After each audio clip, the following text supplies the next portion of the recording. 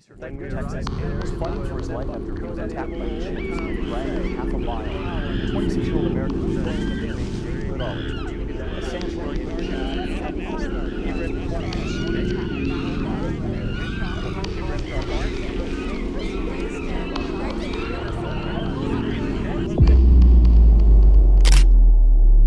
We have covered a lot of crazy incidents on this channel.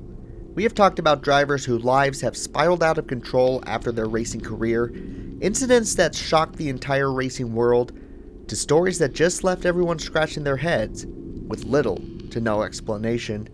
But what if I told you that there is one story that has been able to surpass all categories previously mentioned with little to no hesitation? Every story on this channel has impacted me in one way or another. However, I have never come across a story that has left me this shocked and disturbed as the one that I'm about to share with you today. It's one that tugs at the heartstrings and leave you wondering how something like this could ever happen to anyone, let alone a past NASCAR driver. Today, we look into the sad history of a couple who tried their best to make it into the NASCAR world, but instead led to a life filled with pain and hell. Today, we are going around in circles with the history of St. James Davis. The story of St. James Harley Davis begins in the Southern California region of West Covina. St. James, like many other racing prospects, had an obsession with cars, so much so that he owned a shop to mostly just keep his lineup of vehicles that he owned. In the late 60s, James Davis would fall in love with a woman named Morgana, and the couple wound up marrying each other, but not before James decided to make a detour in his life. Leaving his wife at the altar, James Davis decided to make a sporadic decision by getting a job as a deckhand on a merchant ship traveling around the world. A rather odd thing to do, but as you will find out about St. James Davis, is that he was rather an unorthodox man.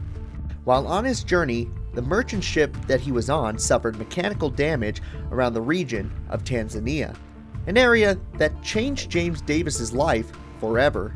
While he was staying in the East Africa country, James Davis was exploring the vast wilderness of Tanzania before stumbling across a scene that broke his heart. A dead mother, whose body was taken apart with her newborn infant unharmed. James Davis saved the newborn and decided on calling the infant Mo and kept him as a son. This is what Mo looked like. A chimpanzee. Mo's mom was tragically killed by poachers while having her son. If James didn't save Mo, then he probably would have died from predators. A rather noble act for James Davis to do, but the true start to one of the most bizarre stories to happen to a NASCAR driver. Once St. James Davis returned from his rendezvous on a merchant ship, he reunited with his mom and sort of fiancée of Morgana, clearly still upset about being stood up. However, once they noticed the baby chimp that was with James, they immediately fell in love with the chimp and figured that they could move forward with each other as a couple and family. Mo immediately became a part of the family, even the best man at their second wedding. Don't worry, James Davis made this one. And the couple began their life with an exotic pet as a son and a dream to race in stock car racing. After a few years of James Davis getting his shop rolling and dealing with court cases involving Mo, in which we will talk about later, James and Morgana decided it was time to go racing in the ARCA West Series level by running their own car in a selected amount of events. The car number was 22. The driver was James Davis himself, and the crew chief was Morgana Davis, basically a two-person operation run by a husband and wife. In their first season in 1978, the couple attempted a total of 7 races near the end of the season. They qualified for 6 of them, but only started in 5. The couple never completed 10% of a race, minus the race at Craig Road, simply being more of a field filler than competitive team. But it didn't really matter to them, as St. James Davis was living his dream, while his wife was breaking new grounds, being one of the first ever women to have a hard card in the garage area. Throughout the 80s, the couple continued running in the ARCA West Series. Some years they would only attempt one race, while others they attempted the whole season, only missing a couple races due to being such a small team. Still, it didn't matter. They kept showing up, logging in as many laps as they could while attempting as many races they could afford. During this time, the couple even tried to run a couple races in the Cup Series, mostly attempting races at Riverside, Sonoma, and Phoenix. Sadly though, as ambitious as their hopes were, they never made it into a points-paying race, as throughout 17 attempts in 12 different seasons, all of them ended in DNQs. However, I would be lying if I said St. James Davis and LaDonna never made it to a NASCAR Cup Series race, as they did make it into one non-expedition race in 1988. That race was the Goodyear NASCAR 500 at Calder Park Thunderdome in Australia.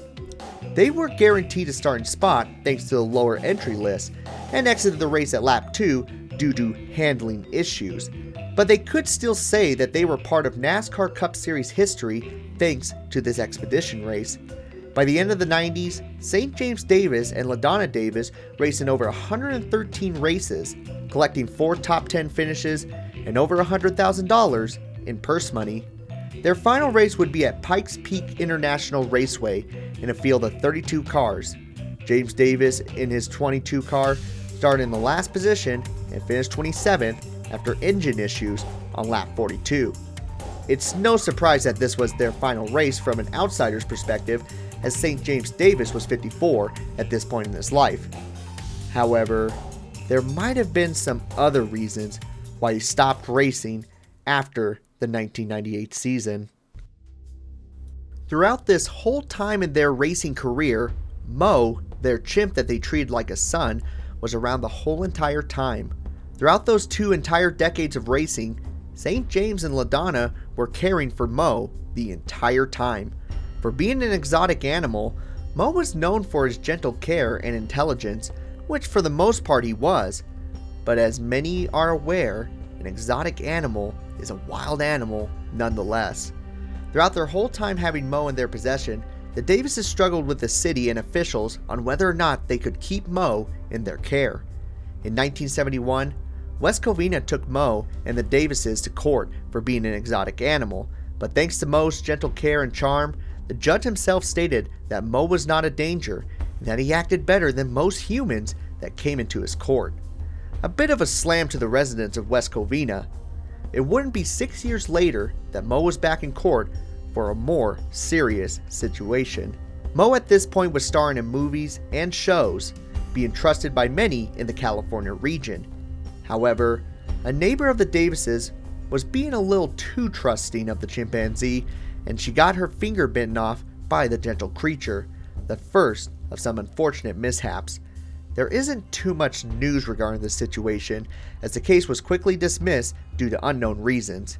At first, this seemed to be a one-off situation, as throughout the 80s and 90s, no other mishaps would happen with Mo, who lived with St. James Davis and LaDonna in his 10-foot by 12-foot cage in their residence. Soon though, it was clear that Mo was no longer holding that gentle spirit and slowly started to turn into the exotic animal that he truly was. In 1998, the same year of St. James Davis's final start, Mo escaped from his sanctuary after a welder came to fix his cage. It is speculated that a piece of debris from the metal was left behind, allowing Mo to touch the object and shocking him. The shock frightened Mo, and he became erratic and violent as he escaped. He was eventually caught and brought back to the Davis residence, but not before resisting violently, scratching officers, injuring one animal control official's hand, and causing significant damage to a police car. West Covina was starting to turn on Mo and the Davises, as it was now apparent that Mo was one incident away from being too much of a threat to the public. That one incident came 1 year later when a visitor pushed their luck with the aging primate. In 1999, St. James and LaDonna's visitor was bitten by Mo after she thought it was a wise decision to stick her hand inside the cage, even though the Davises told her not to do it. Mo immediately bit her finger, as it was speculated by the Davises that her red nail polish was mistaken as red licorice, Mo's favorite snack. Whether this is true or not is unclear, but regardless of the reasoning, Mo was now seen as a threat by the city, and they believed that it was now time for the chimpanzee to be removed from the residence in order to be placed at the Wildlife Way Station, a now debunked animal sanctuary in Los Angeles County. When police arrived at the residence, the scene was hard to witness, as LaDonna was in tears and St. James was uncooperative as police came to take Mo. Mo panicked and ran to his cage while St. James was pinned to the ground, begging the police to not take his son. The lovable chimp was now no longer in the hands of St. James, who cared for him at this point for nearly 30 years. The next couple of years could be described as a difficult time for St. James and LaDonna Davis, as they had to drive multiple times a week to visit Mo at the Wildlife Way Station. They were only allowed to meet with him for 15 minutes and had no contact with the chimp. This affected both the Davises and Mo so badly that Mo was starting to show signs of major malnourishment due to either the long separation from his human parents or the lack of care being provided by the sanctuary themselves. After nearly 5 years of legal battles, St. James and LaDonna received a small victory by having Mo be moved to a new sanctuary called Haven Ranch. Although this was now 2.5 hours away from where the Davises lived, they were now allowed to have contact with the chimp and stay for a longer period of time. This seemed to be a step in the right direction to uniting the family back as one, but instead, a whole new nightmare would ensue. March 8th, 2005. LaDonna and St. James Davis were heading to the Haven Ranch to see Mo on what was the chimp's 39th birthday. Although Mo wouldn't have known it was his birthday, he was still excited to see the couple come to see him again, bringing along with them a raspberry cake, toys, balloons, and chocolate milk. At 10 a.m., the three were once again united, and it seemed like another special day in the making. The family had been through so much over the last 6 years. If they could never live together again, this seemed like the next best thing. Everything was going perfect. Then a figure was spotted at the corner of LaDonna's eyes. It was a chimpanzee, a young adult male named Ollie, who was able to escape their cage after employees didn't properly secure it. The chimp stared at her for a moment and then charged. St. James rushed to his wife. The animal barreled into LaDonna's back, knocking her into St. James. She wrapped her arms around her husband's neck, but the chimp locked his jaws around the thumb of her left hand. With a single ferocious jerk of his neck, he tore it off. St. James threw his hysterical wife under the picnic table and pushed her further underneath as the chimp tried to pursue her. Before I go any further, I want to emphasize the following is a description of the horrendous attack that took place on St. James Davis. If you wish to skip the graphic description of St. James Davis' attack, skip to this part of the video, as I will be going into deep detail on the injuries sustained by the chimps in this gruesome attack. As St. James confronted the chimp, the 6'2" driver turned to find a second chimp, also a male, this one older and bigger, named Buddy.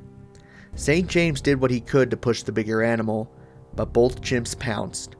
One of the chimps grabbed him in a bear hug before chomping into the bone above his right eyebrow.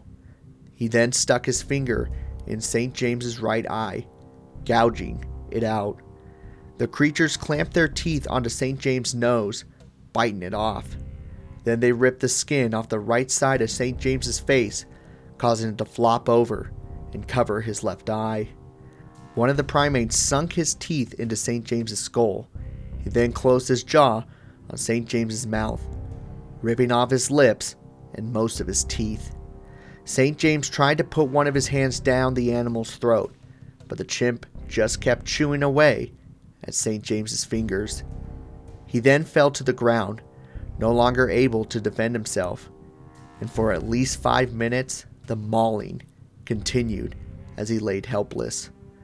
One of the chimps gnawed on his buttocks and bit off his genitals. They castrated St. James and ravaged his left foot, and LaDonna was screaming. It looked as if they were eating him alive. Finally, help was on the horizon when the owner of Safe Haven's ranch son-in-law, Mark Caruthers, came running with a .45 caliber revolver. He opened fire on Ollie, the younger chimp, and the shot had no apparent effect. Caruther raced back to his house to reload with a more powerful weapon. When he returned, he focused on the older male Buddy, the prime aggressor. Kneeling down, he shot once in the head from close range, killing him instantly. This didn't deter Ollie, as the chimp began dragging St. James's mutilated body down a hill leading away from Moe's cage. The lone chimp continued tearing at St. James's limp body with his teeth until Caruthers caught up to him once in the chest, killing Ollie. The attack was over, but the damage was done. When emergency personnel arrived, St. James was unrecognizable. His face was destroyed beyond recognition, and everyone was amazed that the past NASCAR driver was even alive. Paramedics described it similar to a grizzly bear attack. St. James was taken to Loma Linda University Medical Center, put in a medically induced coma, and had countless surgeries done to reconstruct his face. When he woke up from his coma, St. James could only care about if Moe was okay, showing truly how much he loved his chimpanzee. Although they did their very best to help St. James look like his own self, his face was still heavily destroyed. His attack left him with no nose, forever blind in his right eye, unable to walk, unable to eat without assistance, and unable to go to the bathroom without LaDonna's help. The couple was rewarded $100,000 from the city for the attack, along with a $4 million settlement from the lawsuit of the attack. A definite help for the Davises, but unfortunately, St. James's life became solely dependent on LaDonna's after the attack. But James never really complained much about the tragic injuries he suffered. Instead, he only cared about whether or not Moe was okay. Moe was eventually moved to another sanctuary known as Jungle Exotics in San Bernardino. It seemed like it would be another fresh start for the trio, as even though St. James was in terrible condition and LaDonna was constantly caring for him, they could at least rest easy that Moe was safe at a new sanctuary for the foreseeable future. Right?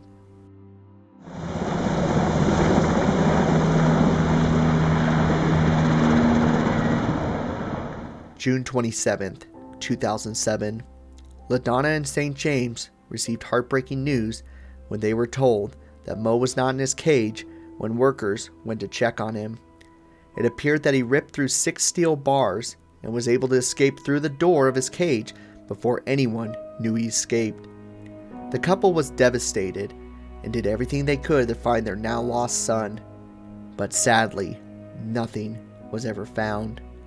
On July 31st of that year, the search was called off and Davis's beloved chimp, Moe, was never seen from again.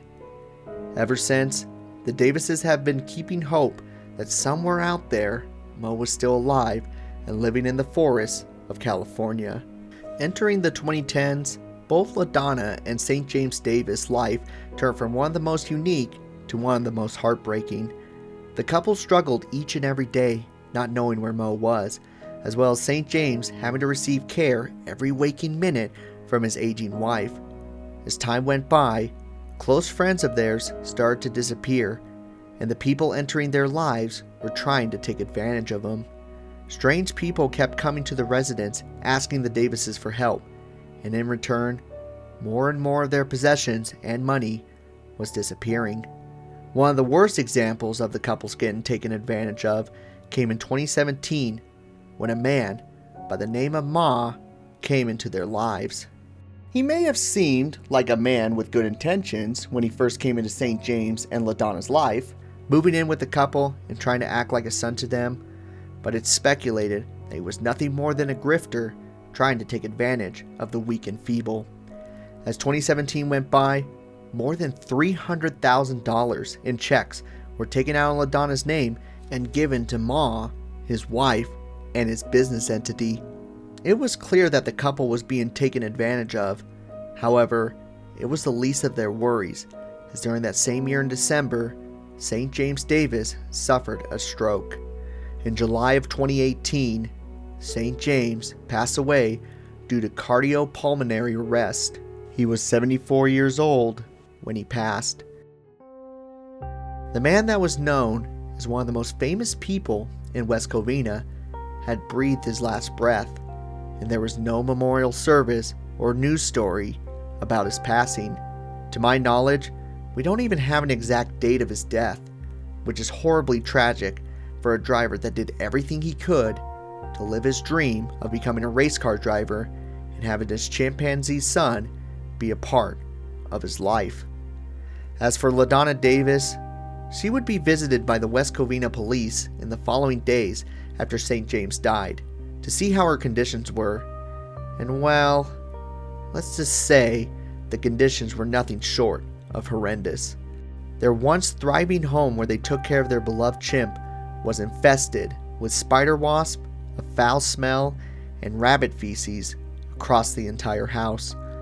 LaDonna was barely coherent and couldn't even say what year it was. She was eventually taken to the hospital and seems to be in care with some caretakers for people with cognitive issues.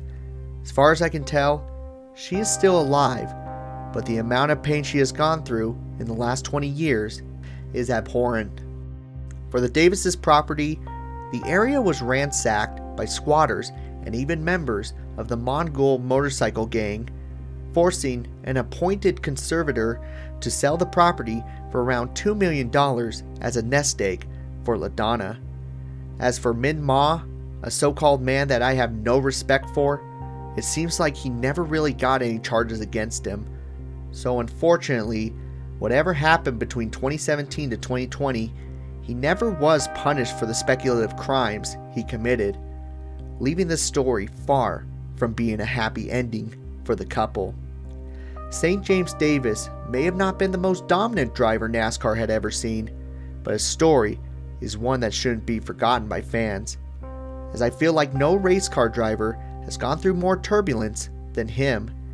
He may be gone, but his story should live on about his life, his race team, and his beloved chimpanzee. But no matter how we remember it, St. James's story will go down as one of the most tragic stories to happen in NASCAR history.